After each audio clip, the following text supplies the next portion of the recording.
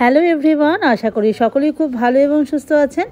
September মাসে আরও একটা উইকেন্ডে আমরা বেরিয়ে পড়েছি এই নিউ জার্সি সিটির এই 5 স্টেশন থেকে। আজকে যাব একটা অন্য ট্রেনে। প্রথমে যাব হচ্ছে নিউ ইয়র্ক পেন স্টেশন, তারপর ওখান থেকে আমরা ট্রেনে করে যাব আমেরিকার হচ্ছে সবচেয়ে বৃহত্তম হিন্দু মন্দিরে, এবং বলতে পারেন সেটা সারা পৃথিবীর হচ্ছে দ্বিতীয় বৃহত্তম হিন্দু মন্দির। জায়গাটা হলো রবিন্সভিলে। আমরা অলরেডি নিউ ইয়র্ক পেন স্টেশনে পৌঁছে গেছি জার্সি সিটি থেকে। আপাতত এখন দাঁড়িয়ে আছি নিউ ইয়র্ক পেন স্টেশনে। এখানে আমরা এক বন্ধুর সাথে এসেছি, তো আমরা আজকে একসাথেই যাব। আপনাদেরকে একটু দেখাই, এটা হলো নিউ ইয়র্ক পেন স্টেশন এবং এখান থেকে আমরা হচ্ছে ট্রেনে করে যাব। এটা লোকাল ট্রেন, এই ফার্স্ট টাইমই আমরা এক্সপ্লোর করছি। আমরা এখন এই পেন স্টেশন থেকে হচ্ছে ভেতরে ট্র্যাক 4-এ ঢুকছি।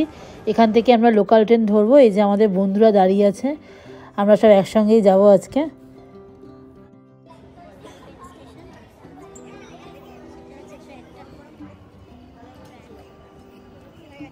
আর এই ট্রেনগুলো কিন্তু এনজে ট্রানজিটের আন্ডারেই পড়ছে। তো আমরা আজকে যাব প্রথমে হচ্ছে ট্রেনটন, যে ট্রেনটা 14 মিনিট পর দেখাচ্ছে। আর এই ট্রেনটনটা হলো হচ্ছে নিউ জার্সির হচ্ছে ক্যাপিটাল।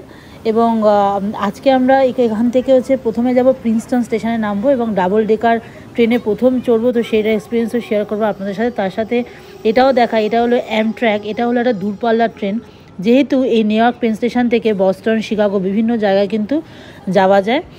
তো এইগুলো হচ্ছে দূরপাল্লার ট্রেন, তো সেটা চোখে পড়লে ভাবলাম শেয়ার করি আপনাদের সাথে। তো চলুন আর দেরি করবো না, আমাদের ট্রেন চলে এসেছে। আমরা এই ডাবল ডেকার ট্রেনে করে আজকে উঠবো এবং এই ট্রেনের এক্সপিরিয়েন্সটা আপনাদের সাথে শেয়ার করতে থাকবো। তো থাকুন আমাদের সাথে। আমরা আস্তে আস্তে ট্রেনে উঠছি এখন।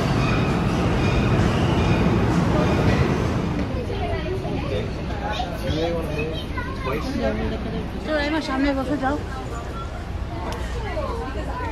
তো আমরা এখন সিটে বসে পড়েছি, খুব কমফোর্টেবলই ছিল সিটগুলো। এবং ওই ফার্স্ট টাইম উঠলাম আর কি ট্রেনে, তো ভালোই লাগলো এখানকার সিট অ্যারেঞ্জমেন্টগুলো।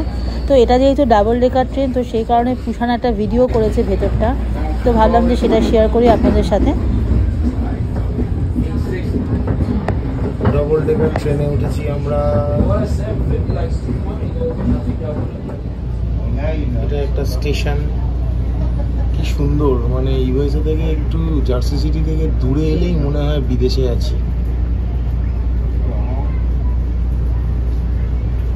সুন্দর স্টেশনটা, ছোট্ট করে।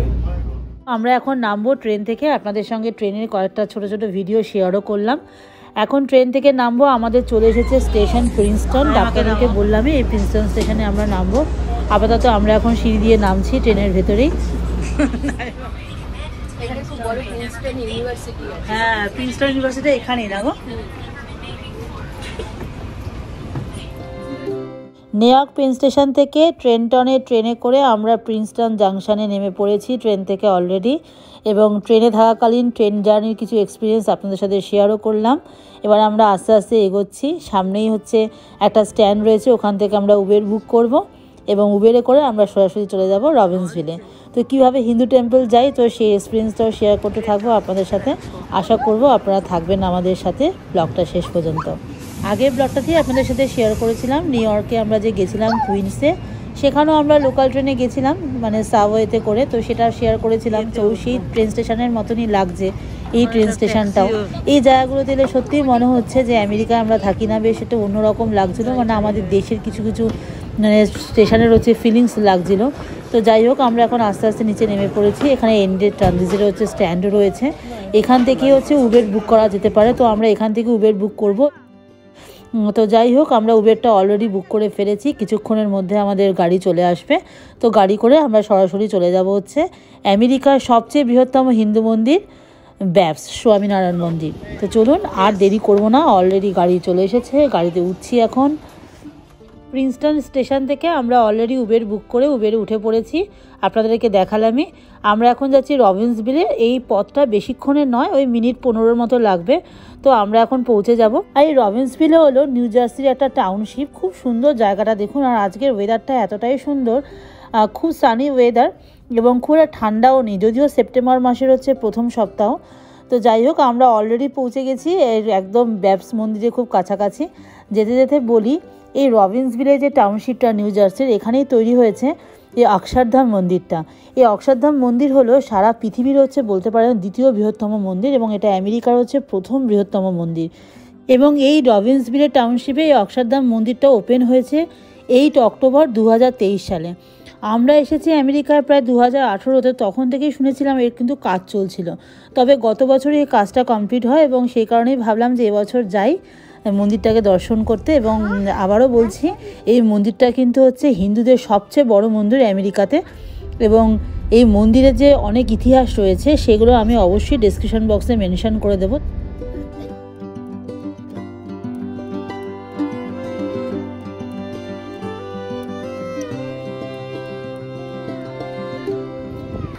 Good afternoon everyone. আমরা এখন রয়েছি ব্যাপসের মন্দিরে। এটা আমেরিকার সবচেয়ে বড় হিন্দু টেম্পল। এখন ঢুকছি আস্তে আস্তে। তো ভেতরে ক্যামেরা অ্যালাউ না, ভেতরে ভিডিও করতে পারবো না। তো আমরা এখন ঢুকছি, এটা হচ্ছে এন্ট্রান্সটা। তো যতটুকু পারছি শেয়ার করছি। প্রথমেই বলি, এই যে অক্ষরধাম মন্দিরটা, এটা কিন্তু ভারতবর্ষে অনেকগুলো স্টেটসই আছে। যেমন ধরুন গুজরাটে আছে, দিল্লিতে আছে, ইভেন কলকাতাতেও আছে। কলকাতার পৈলানে এই অক্ষরধাম মন্দির আছে, আমরা ওখানে গিয়েওছি। খুবই সুন্দর এই মন্দিরগুলোর হচ্ছে কাজকর্ম আর কি, এবং নকশা বলতে পারেন। যে দূরে দেখছেন একটা গোল্ডেন কালারের মূর্তি, উনি হলেন হচ্ছে নীলকান্ত ভার্নি। উনি হলেন ভগবান স্বামীনারায়ণ, ওনার নামে উৎসর্গ করে কিন্তু এই মন্দিরটা তৈরি হয়। তবে নিউ জার্সির যে মন্দিরটা, এটা হলো পৃথিবীর হচ্ছে দ্বিতীয় বৃহত্তম এবং আমেরিকার হচ্ছে সবচেয়ে বৃহত্তম হিন্দু মন্দির। তো আমরা আস্তে আস্তে এই মন্দিরের ভেতরে ঢুকে পড়েছি। আমরা আগের থেকে কিন্তু অনলাইনে হচ্ছে এখানে স্লট নিয়ে নিয়েছিলাম। এর জন্য কিন্তু কোনো পয়সা কড়ি লাগে না, তবে অনলাইনে কিন্তু স্লট বুকিং করতে হয়। যেহেতু এখানে প্রচুর দর্শনার্থীরা আসেন দর্শন করতে, প্রচুর ভিড় হয়, তো সেই কারণে কোভিডের পর থেকে এরা হচ্ছে অনলাইনে এরকম একটা সিস্টেম করেছে। এটাই হলো মেইন এন্ট্রান্স। আমরা আস্তে আস্তে এগোচ্ছি। ভীষণ সুন্দর জায়গা। কুষাণ ভিডিও করছে, আমি পিছন করে দেখাবো আপনাদেরকে। এই যে এখানে একটা ফাউন্টেন রয়েছে, আর এখানে কি সুন্দর ফ্লাওয়ার দেখুন। আর এই হচ্ছে পিছনে, আমার পিছনেই হচ্ছে মন্দিরটা, অপূর্ব সুন্দর। এই হলো মেইন মন্দিরটা, একটু সামনে থেকে আপনাদেরকে দেখাবো ভাবলাম। এই মন্দিরের নকশাটা কিন্তু প্রাচীন হিন্দু ধর্মগ্রন্থের উপর ভিত্তি করে কিন্তু তৈরি করা হয়েছে, এবং এতে কিন্তু ভারতের সাংস্কৃতিক ঐতিহ্যের প্রচুর উপাদান রয়েছে। তো আমরা আস্তে আস্তে ঢুকবো ভেতরে, আরও আপনাদেরকে দেখাতে থাকবো। আপাতত যতটুকু আমরা দেখছি ততটুকুই আমরা ভিডিওতে শেয়ার করছি আপনাদের সাথে। এই দেখুন, এখানে আমরা চেকিং করব আমাদের অনলাইন যে স্লটটা মোবাইলে দেখাচ্ছে। তো আমরা আস্তে আস্তে ঢুকবো। এটা হলো ওয়েলকাম সেন্টার। আর এর পাশেই দেখুন এই যে দেয়ালগুলোতে যে কাজগুলো রয়েছে, একটু ফোকাস করে আপনাদেরকে দেখাই, কি অপূর্ব সুন্দর দেখুন। ওয়েলকাম সেন্টার, ইয়াস ওয়েলকাম সেন্টার। আমরা আস্তে আস্তে ঢুকছি ওয়েলকাম সেন্টারের দিকে। আজকে বেশ ভিড় হয়েছে, যেহেতু এটা লং উইকেন্ড, তো সেই কারণে বুঝতেই পারছেন প্রচুর মানুষ এসছেন এখানে দর্শন করতে। তো আস্তে আস্তে এগোচ্ছি। আজকে ওয়েদারটা যেহেতু ভালো, তো সেটা একটা খুব ভালো জিনিস। আমরা অলরেডি ঢুকে পড়েছি ভেতরে। তো আপনাদেরকে একটু চট করে দেখাই ভেতরটা। দেখুন কত সুন্দর কাজ করা, এবং পুরো কাচের নকশার মধ্যেই কিন্তু হিন্দু ধর্মের কিন্তু প্রাচীন ঐতিহ্য কিন্তু লুকিয়ে রয়েছে। আপনারা দেখলেনই, মেন এন্ট্রান্স দিয়ে ঢুকে আমরা এই ওয়েলকাম সেন্টারের ভেতরে প্রবেশ করেছি, এবং এখানেই কিন্তু এই ব্যাপস গুরু এবং আধ্যাত্মিক হচ্ছে নেতা এই মহান্ত স্বামী মহারাজ এবং এর মূর্তিটা রয়েছে। এবং এখানে কিন্তু প্রত্যেক দর্শনার্থীরা কিন্তু এর সামনে দাঁড়িয়ে একটা করে ছবি তোলে, আমরাও তুললাম সেই কারণে। তো এবার আমরা আস্তে আস্তে হচ্ছে এগোবো। তবে তার আগে ভাবলাম আপনাদেরকে একটু ডেকোরেশনগুলো দেখাই। অদ্ভুত সুন্দর নকশার কাজ এখানে। এবং এখানে এসে শুনলাম এই মন্দিরটা বানানোর জন্য নাকি সারা পৃথিবীর বিভিন্ন প্রান্ত থেকে কিন্তু পাথর আনা হয়েছিল। এবং যেমন গ্রিস, তুর্কি, ইটালি থেকে মার্বেল আনা হয়েছিল, রাজস্থান থেকে গোলাপি বেলপাথর, ভারত থেকে হচ্ছে গ্রানাইট, এবং বুলগেরিয়া, তুর্কি এখান থেকে চুনাপাথর। তো বুঝতেই পারছেন যে সারা পৃথিবীর বিভিন্ন জায়গা থেকে নানান ধরনের পাথর নিয়ে এই মন্দিরটা কিন্তু তৈরি হয়েছিল। তো আপাতত এখন আমরা আস্তে আস্তে এগোচ্ছি। এই সামনেই দেখুন একটা ওরিয়েন্টেশন থিয়েটার আছে। এই ওয়েলকাম সেন্টারে ঢোকার মুখে ওরা একটা শো দেখায়, মানে এই মন্দিরের ইতিহাস সম্বন্ধে কিছু বলে। তো সেটা আমরা কিছুক্ষণ শুনলাম, মিনিট 15 একটা শো হয়, খুব ভালো লাগলো শোটা।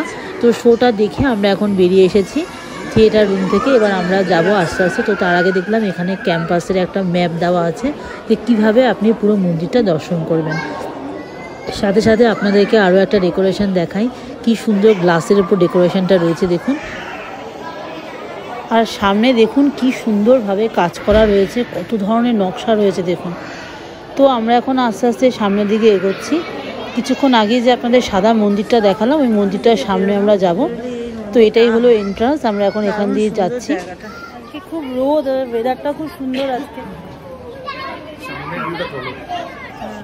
কিছুক্ষণ আগে আমরা দূর থেকে এই সাদা মন্দিরটা আপনাদেরকে দেখিয়েছিলাম, এখন এই সাদা মন্দিরটা একদম সামনে রয়েছে এবং এই সাদা মন্দিরটার আশেপাশেও অনেকগুলো ছোট ছোট মন্দির আছে। প্রত্যেকটা মন্দিরে আমরা দর্শন করব এবং ছোট ছোট করে আপনাদের সাথে ভিডিও শেয়ার করতে থাকবো। তবে এখন যেহেতু দুপুর প্রায় 2টো বাজে আর আমাদেরও বেশ খিদে পেয়ে গেছে এবং মন্দির বরাবরই দেখলাম পাশে হচ্ছে একটা ক্যাফে রয়েছে, এটা অক্ষরধাম মন্দিরের ভেতরেই সাবানা ক্যাফে। এখানে কিন্তু নানান ধরনের হচ্ছে ভারতীয় খাবার রয়েছে। তো এখান থেকে আমরা বাচ্চাদের জন্য হচ্ছে পিৎজা নিলাম এবং আমাদের জন্য হচ্ছে থালি নিলাম। যেহেতু এটা মন্দিরের ভেতরে, তো সেই কারণে এখানে সব খাওয়ার দাওয়ারই কিন্তু নিরামিষ। আমরা আজকে যা যা নিলাম সেটা আপনাদের সাথে একটু শেয়ার করিনি। এখানে ভাত ছিল, পরোটা ছিল, 2 রকমের তরকারি ছিল, পায়েস দিয়েছিল, চাটনি দিয়েছিল, আর এটা ছিল একটা চিরা দিয়ে কিশমিশ কাজু দিয়ে একটা লাড্ডুর মতো, খুব সুন্দর লাগলো এটা আমাদের খেতে। তো এখানকার খাওয়া দাওয়ারও খুবই ভালো ছিল। তো পিৎজা যেহেতু আমেরিকা বলে এখানে বাচ্চাদের জন্য আমরা পিৎজা নিলাম, পিৎজার অপশান ছিল আর কি। চলুন এবার আপনাদেরকে একটু চট করে দেখিয়ে নিই। এটা ছিল অক্ষরধাম মন্দিরের ভেতরে যে ক্যাফেটা, তার ভেতরে খাওয়া দাওয়ার জায়গাটা। আমাদের খাওয়া দাওয়াতে খরচা হয়েছিল $70, মানে ইন্ডিয়ান কারেন্সিতে প্রায় 6000 টাকার মতো। এবং খাওয়া দাওয়ার টেস্টও খুব খারাপ ছিল না, ভালোই ছিল। খাওয়া দাওয়া কমপ্লিট করে আবারও আমরা ফিরে এলাম এই মন্দিরের সামনে, মা আর মেয়ে দুজনে মিলে ছবিও তুললাম। এবার আমরা চলে এসেছি এই ভগবান স্বামীনারায়ণের এই পদযুগলের সামনে। দেখুন এখানে সামনেই একটা ওনার পদযুগল রয়েছে এবং জল পড়ছে চারধার থেকে এবং প্রচুর মানুষ এখানে পয়সা দিচ্ছে। তো এই জায়গাটা ধরে বরাবর হাঁটলেই এখানে আরও অনেক ছোটো ছোটো মন্দির আছে, যে মন্দিরগুলোর কথা আমি আপনাদেরকে আগেই বললাম। তবে এই মন্দিরগুলো আমরা এখন ঘুরে ঘুরে দেখব, অনেকটা সময় সাপেক্ষ। আমি যতটুকু পারছি ভিডিওতে শেয়ার করার চেষ্টা করছি আপনাদের সাথে। আপনারা থাকুন আমাদের সাথে, দেখতে থাকুন আজকের ব্লগটা। এই মন্দিরটাতে কিন্তু অ্যাকচুয়ালি একটা হচ্ছে মেইন মন্দির রয়েছে এবং সেটা বরাবর প্রায় 12খানা উপমন্দির রয়েছে এবং 9টা শিখর রয়েছে, মানে উঁচু চূড়ার মতো যে কাঠামোটা দেখছেন ওটা, এবং 9টা হচ্ছে পিরামিডের আকৃতির হচ্ছে শিখর রয়েছে। এবং মন্দিরটা প্রায় 191 ফুট হচ্ছে উঁচু এবং 255 ফুট হচ্ছে বড়, মানে দীর্ঘ আর কি। মানে বুঝতে পারছেন কতটা বড় মন্দির, এবং চওড়ায় প্রায় 345 ফুট চওড়া। এবং এই মন্দিরগুলো দেখুন সামনে প্রতিটা জায়গায় কিন্তু এই মূর্তিগুলো আছে, এখানে প্রায় 10,000টা মূর্তি আছে এবং বেশিরভাগ মূর্তি কিন্তু ভারতীয় বাদ্যযন্ত্রের জটিল খোদাই এবং বিভিন্ন নৃত্যের কিন্তু ফর্ম রয়েছে এই সব মূর্তিগুলোর মধ্যে। এখান থেকে হাঁটতে হাঁটতে আমরা এখন যাচ্ছি হচ্ছে মেইন মন্দিরের দিকে। আপনাদেরকে বললাম এর আগে কিন্তু মন্দিরটা বন্ধ ছিল, 3:30টার সময় মন্দির খোলে, সকাল 9টা থেকে হচ্ছে 12টা অবধি মন্দির খোলা থাকে, তারপরে 12টা থেকে 2টো অবধি বন্ধ থাকে, 3:30টার সময় মন্দির আবার ওপেন হয়। তো আমরা এখন এই মহামন্দিরের দিকেই ঢুকছি। মন্দিরের ভেতরে কিন্তু ক্যামেরা অ্যালাউ নয়, তো সেই কারণে আমি ভিডিও করতে পারলাম না, যতটুকু পারলাম বাইরে থেকে আপনাদেরকে দেখালাম। আমরা আস্তে আস্তে এখন মন্দিরে প্রবেশ করছি এবং মন্দিরের দেখুন গা বরাবর কিন্তু নানান ধরনের হচ্ছে জিনিসপত্র লেখা রয়েছে, সেগুলো আপনাদের ছোটো ছোটো করে ভিডিওতে দেখালাম।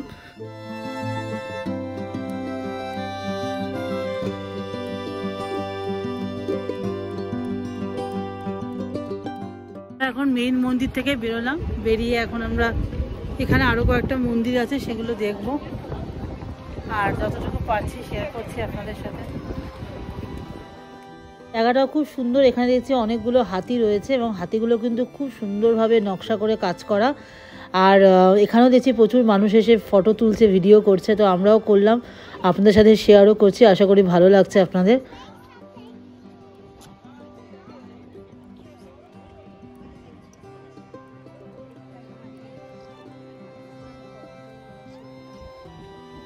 মহামন্দির থেকে দর্শন করে আমরা এখন বাইরে এসেছি, আপনাদের বাইরেটা একটু ঘুরে দেখাই। এখানে একটা মূর্তি রয়েছে দেখছি, আর প্রচুর দেখুন চারপাশে ফুল ফুটে রয়েছে, এত সুন্দর লাগছে আশপাশটা, মাঝখানে একটা জলাশয় রয়েছে। তো এই প্রতিটা জিনিসেরই অনেক হিস্ট্রি রয়েছে এখানে, খুব সুন্দরভাবে সেগুলো মেনশানও করা রয়েছে। তো আমি ডিসক্রিপশান বক্সে চেষ্টা করব আপনাদেরকে দিয়ে দিতে। তবে আমরা আস্তে আস্তে বেরোবো এখন। তো এটা হলো অক্ষরধামের হচ্ছে গিফট স্টোরের দোকান, এখানে প্রচুর জিনিসপত্র পাওয়া যায়, আর স্ন্যাক্স থেকে শুরু করে হচ্ছে নানান ধরনের ঠাকুরের জিনিসপত্র পাওয়া যায় এখানে। তো আমরা এখন আস্তে আস্তে মন্দির থেকে বেরিয়ে যাচ্ছি, বাইরে যাব, কেন এখন অনেকটা সময় হয়ে গেছে, আমরা বাড়ি ফিরবো আর কি। তো বাড়ি ফেরার আগে বাড়িটাও খুব সুন্দর, এটাও ভাবলাম একটু আপনাদের সাথে শেয়ার করি। এই দেখুন আশপাশটা কতটা সুন্দর, এখানে প্রচুর ফাউন্টেন রয়েছে, চলুন একটু সামনে যাই, সামনে গিয়ে আপনাদেরকে দেখাই।